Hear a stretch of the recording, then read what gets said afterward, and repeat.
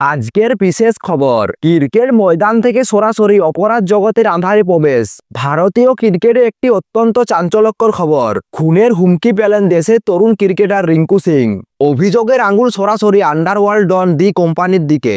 এই ঘটনায় ইতিমধ্যে দুজনকে গ্রেফতার করেছে মুম্বাই পুলিশের ক্রাইম ব্রাঞ্চ। স্পোর্টস প্লেয়ারদের টার্গেট করে এরকম হুমকি নতুন নয়, কিন্তু এই ঘটনা থেকে নিরাপত্তা নিয়ে প্রশ্ন তুলে দিল। ঠিক কি ঘটেছিল, কেনই বা টার্গেট করা হলো রিঙ্কু সিংকে? এক রিপোর্ট অনুযায়ী ভারতীয় দলের ক্রিকেটার রিঙ্কু সিং এর কাছ থেকে এক মোটা অঙ্কের টাকা দাবি করা হয়। জানা গেছে 5 কোটি টাকা চেয়েছিল রিঙ্কু সিং এর কাছ থেকে। এই বিপুল পরিমাণে অর্থ না দিলে রিঙ্কু সিংকে খুনের হুমকি দেওয়া হয়। হুমকি দেওয়া হয়েছিল মূলত ইমেলের মাধ্যমে। চলতি বছরে ফেব্রুয়ারি থেকে এপ্রিলের মধ্যে মোট 3 বার রিঙ্কু সিং এর মেসেঞ্জারে মেল পাঠানো হয়। ইমেলে তারা হুমকি দিয়েছেন তারা নিজেদের আন্ডারওয়ার্ল্ড ডন হিসেবে পরিচয় দেন। রিঙ্কু ও তার মেসেঞ্জারের সঙ্গে যোগাযোগ চেষ্টা বারবার ব্যর্থ হওয়ায় শেষ পর্যন্ত পুলিশের দ্বারস্থ হন তিনি। অভিযোগ পাওয়ার পর তদন্ত শুরু করে পুলিশ। তদন্তের ভিত্তিতে চিহ্নিত করা হয় দুজন অভিযুক্তকে, মোহাম্মদ দিলশাদ ও মোহাম্মদ নভিদ।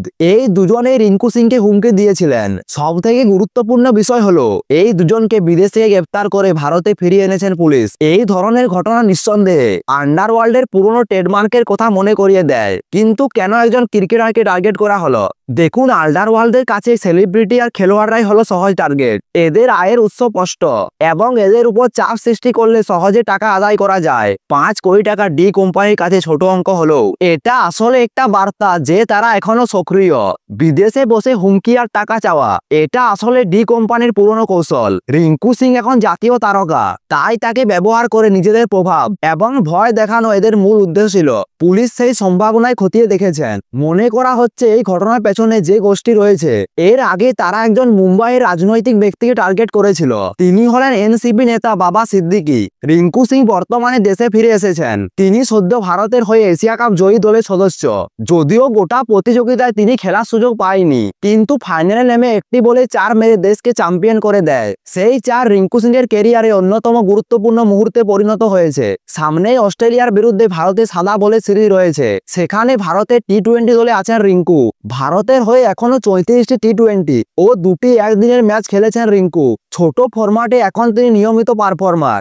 এমন হুমকির পর তার নিরাপত্তা আরো জোরদার করা হবে বলে আশা করা যায়। তার উপর এখন দেশবাসীর নজর।